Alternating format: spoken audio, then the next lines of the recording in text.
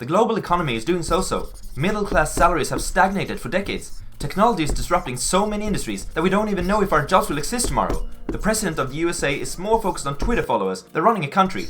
I have all these risks in my life, the Swedish investor. How should I ever dare to bet any money in the stock market? I can't foresee the future, you know? First of all, it's not betting when you have the right tools and knowledge. Secondly, you don't have to be a fortune teller to create a fortune in the stock market. This book is a great start of your financial journey if you're new to investing, or if you have the experience but thirst for more wisdom. It will remove your fear towards the stock market and replace it with tools and knowledge, taking you one step closer of becoming truly financially unshakable. Takeaway number 1. Winter is coming. But when? Recent studies show that nearly 60% of millennials distrust the financial markets. Because of this, many of them keep 40% of their savings in cash. What's the primary reason for this? The reason is the overwhelming fear of investing at the wrong time and see your hard-earned money disappear in a market crash. I'm here to tell you that market crashes, which are called market corrections if they exceed minus 10% and bear markets if they exceed minus 20%, are nothing to be afraid of. In fact, they pose quite an opportunity. Here's the primary reason. There were 34 bear markets between 1900 and 2015. None of them lasted. The stock market has, during the last 200 years, been the best place for long-term investments. Winter is coming, but no one knows when. Some say 2019, but these same people have, wrongly, anticipated it in 2016 and 2017. Investors should focus on what they can control, not what they can't. And no matter when winter finally comes, we know that spring will follow. Here are a few facts that will keep you warm in the midst of winter.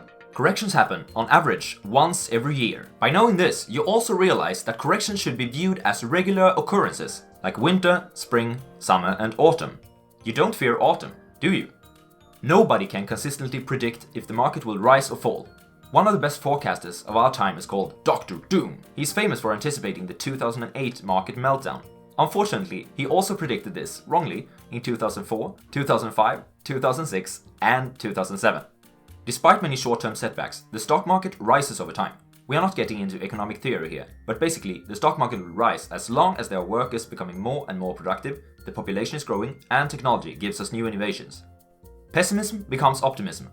The 12 months following the bear markets in 1949, 1957, 1962, 1970, 1974, 1982, 1987, 2001, 2002, and 2009 had an average of 39% in returns. In other words, bulls follow bears. The greatest danger is staying on the sidelines. Staying out of the stock market, even in short periods of time, can be truly costly. And alternatives don't look too great at the moment. Heck, buying a 2-year Swedish governmental bond at the moment I'm making this video provides you with a negative 0.49% in yield. That's right, minus 0.49%. Good luck becoming wealthy with that. Takeaway number 2. Don't overpay for underperformance. Quick quiz. Is your 401k, or pensionsförsäkring in Swedish, costing you money? 71% of people answer no to this question, and they're all wrong. Next question. How much does your 401k cost every year? 92% can't answer this question. I don't ask you this to put you in place. Well, perhaps a little, but primarily it's to prove an important point. People don't realize that all financial instruments come with fees. These fees are like termites, eating away all your potential capital gains. The most terrifying example is actively managed funds, which on average cost 3% yearly. Let's look at an example. Sven Svensson and Anders Andersson are 20 years of age. They each have $20,000 that they invest in the stock market. Sven picked index funds with an annual fee of 0.5%, while Anders picked actively managed funds with an annual fee of 3%. They are both smart investors, so they invest in the long run. At 55, they look at their portfolios again, as they need money for their children's college educations. Both have achieved, on average, 10% in annual returns excluding fees. Sven's portfolio is now worth around $480,000, enough to send his oldest daughter, Elsa, to Harvard. Anders' portfolio, on the other hand, is worth less than half, at $210,000. Luckily for him, tuition is free in Sweden.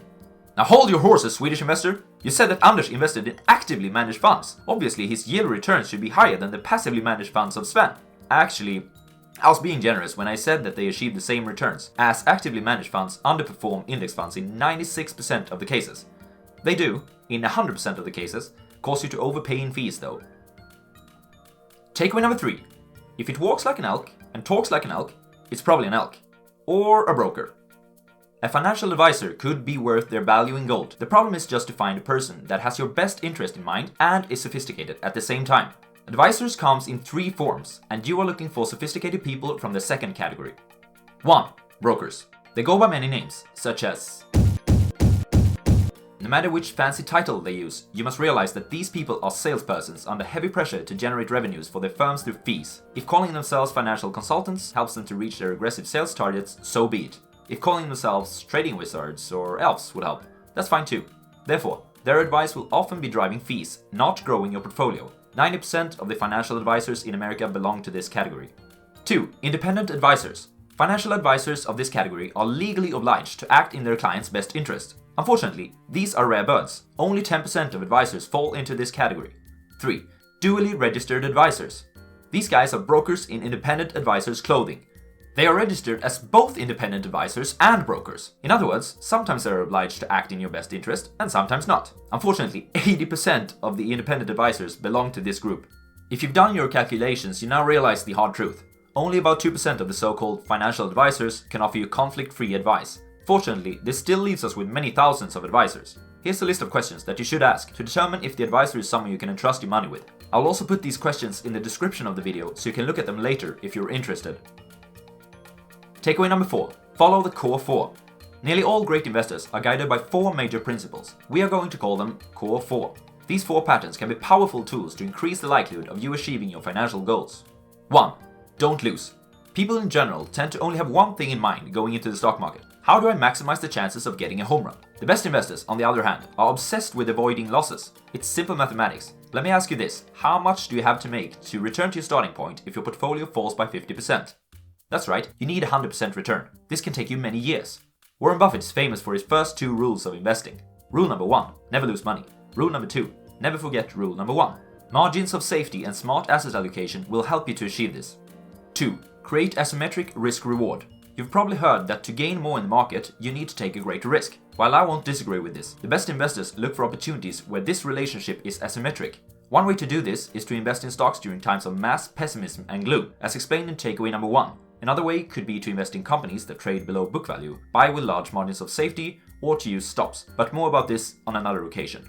3. Tax efficiency. When selling stock, you realize your capital gains, and usually you need to pay tax on the profits. If you're Swedish, you might want to consider a different brokerage account other than the traditional ones, such as a kapitalförsäkring. Here, you're taxed 1% annually, rather than a normal 30% on profits. In the US, be careful when it comes to owning investments for less than a year, as they are taxed the same way as your income. If you own them for longer than a year, you will minimize the cost by usually paying 20% of profits. 4. Diversification. The author suggests that you should diversify in 4 ways. A. Across asset classes. B. Within asset classes. C. Across markets and countries. D. Across time. Takeaway number 5. The biggest threat to your financial success is your own brain. It's possible to do everything right. Invest in low-cost index funds, minimize fees and taxes, diversify over time and assets, and still end up with a mediocre or underperforming result. What's the last piece of the puzzle? Your own brain. Unfortunately, the human brain is perfectly designed for making dumb decisions in the stock market. In fact, neuroscientists have found in their studies that financial losses are processed in the same part of the brain that responds to mortal threats. Now you know why many go and hide under their bed when the market goes south. It's not enough to know what to do. You must also do what you know. Let's examine how we can execute this by looking at mistakes that your reptilian brain takes for you in the stock market. 1. It mistakes recent events for ongoing trends. Investors project out into the future what they have been most recently seeing. This is called recency bias. It's just another way of saying that recent experiences carry more weight when our brain is determining the odds of something happening in the future. This causes people to buy more when the market has been soaring and sell everything when it's been plummeting, when the rational thing to do is quite the opposite. To counter this, you should set up rules for your asset allocation. For instance, 20% capital in bonds and 80% capital in stocks. Rebalance every year, no matter how the stock market has been performing. 2. It overestimates your abilities. Are you an above average driver? An above average lover? Above average looking? If you just yelled yes 3 times towards the screen, you might be a victim of another important biases when it comes to investing. It's called overconfidence. For investors, it usually results in them believing that they can beat the market. Now, I'm not saying that this isn't possible. I'm just saying that before making such a statement, look at yourself in the mirror and ask a simple question. Why do I have an edge compared to everyone else? If your answer is, everyone else in the markets are idiots, or because I happened to stumble over this amazing stock that my cab driver recommended, you're probably fooling yourself. On the other hand, if your answer is because I spend many hours every week to improve as an investor, or because I know many CEOs that like to give me information about their publicly traded companies, you are, on the other hand, probably right. Just kidding about the insider trading, by the way. It's 100% illegal. 3. It seeks confirmation of your beliefs.